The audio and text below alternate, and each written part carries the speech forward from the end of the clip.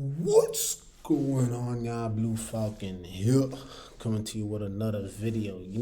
These videos make me so happy because oftentimes we have people, especially agnostics or atheists, that have a problem with us believers for believing in that creation was not just happenstance. It wasn't just some Big Bang theory. It wasn't just explosion that came out of nowhere.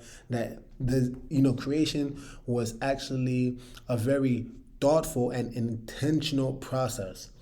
So what's so interesting is that we have a astrophysicist by the name of Michio Kaku, right? I mean, atheists, agnostics, they love using science. Now you have someone who's arguably one of the greatest scientists in the world, and even check out what he even has to say. There's like a code to it, which is why your idea about there being this God calculation is so fascinating. It seems like it just moves in a very certain way, and it's all connected to each other in some way that we're, as human beings, just sort of starting to understand. Well, there is a theory that says that the Big Bang went in a direction compatible to life. And Ooh, it went in a direction compatible to life. All right, check this out, y'all. and that other universes may not be compatible with life. They may be lifeless collections of electrons and neutrinos, for example. But our universe is special.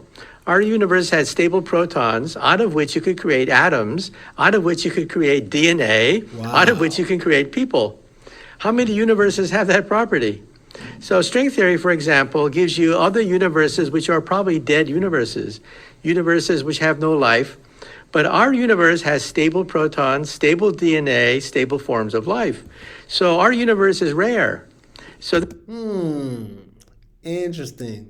I mean, our universe is rare. This is his word. This is not my words. Again, a lot of times people have problems with what believers have to say in regards to creation, but this is an astrophysicist, and he's saying that all the protons and neutrons in other universes, apparently they're not compatible for life, but our universe is rare because it's all conducive to life.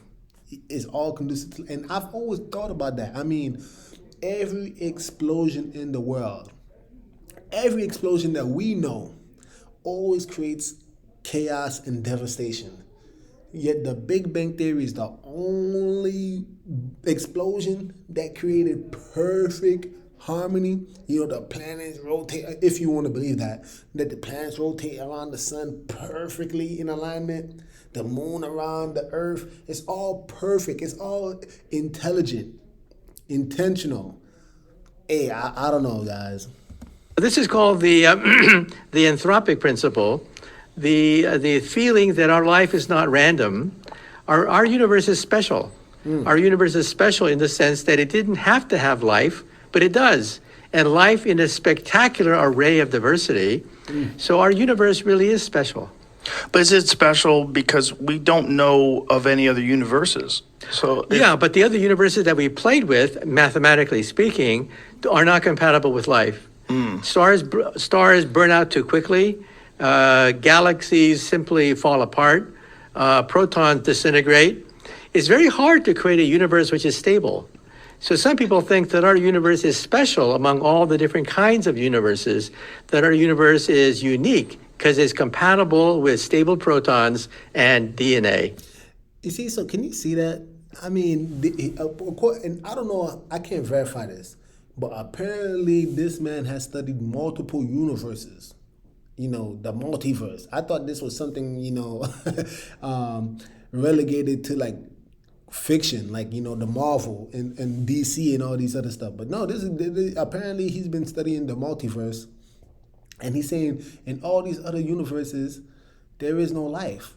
The conditions in which life actually must exist, it is not present in all these other universes.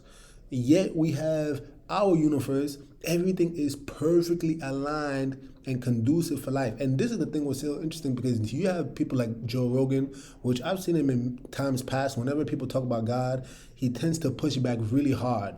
And this is what's so interesting to me, because I think, for one, Joe Rogan, he's just like any typical agnostic, or, I don't even know what he is specifically, but I'll just say agnostic.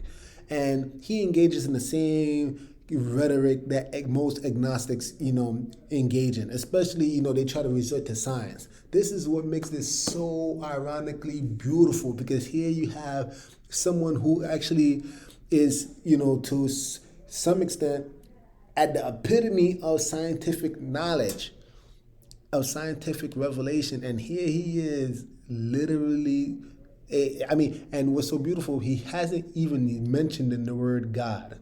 He has not mentioned the word God, but you can kind of hear it in the speech that, okay, there's a higher power that's kind of involved in this, because, everything else is not conducive to life, but yet we're here. I don't know. But it's hard for most people to even grasp the concept of other types of universes, or other universes, period, or the fact there may be an infinite number of universes. Well, that's the multiverse. String theory probably has an infinite number of possible universes. We are probably the only one that has life in them. We're not sure about that, of course. But these other universes are collections of dead subatomic particles, a mist, a floating mist of dead subatomic particles that don't do anything. If the proton were not stable, then our universe also would be like that. Our universe would disintegrate almost instantly. The fact that our proton is stable is quite remarkable. Do you believe that that's unusual? Unusual, in fact, maybe unique. There are probably very few universes with stable protons. You see, string theory gives you many, many diverse solutions. So we can actually look at these other alternate universes, and we see that they're not compatible with life. And why do you think that, if the proton is stable here, what would it be about these other universes? Like, what qualities would they possess where it wouldn't be stable there? Everything would decay down to electrons and neutrinos. So it would be a gas, a cloud of electrons and neutrinos, which are the lowest state of matter. You can't get any lower than an electron and neutrino. That's the lowest state. So these universes would basically disintegrate. They would fall apart into a cloud of neutrinos and electrons. Our universe has stable protons, out of which you can create elements, out of which you could create DNA, out of which you can create life. That's a miracle. Ooh, that is a miracle. Wow. Man, again, it is so amazing, because this man has not once dropped the name God, but it's so beautiful because it all points to the ultimate creator, right? Yah, who was given his son, Jesus the Christ, Yeshua HaMashiach. And it's so beautiful because, again, now you're starting to see believers in these different realms. It seems apparent to me that the Most High is definitely doing something, and he's been doing something. He's been behind the scenes trying to help reveal his true nature to his people, and hopefully for those who have the ears to hear, they may actually come back to him. But no, I do not believe or think it's even rational or logical that life can exist without God. I mean, even when I was going to school, it says all existing things must come from things that are pre-existing. That's literally the cell theory. So are we going to deny cell theory just for, you get what I'm saying, the Big Bang? Is that going to be the only exception? Nah. Creation was very intentional. Anyway, if you like videos like this, please like, subscribe, comment down below, because it does help the channel out a lot. And with that being said, Blue Falcon over and out. Jesus is the king. Game hard, y'all. Game to win. Game hard.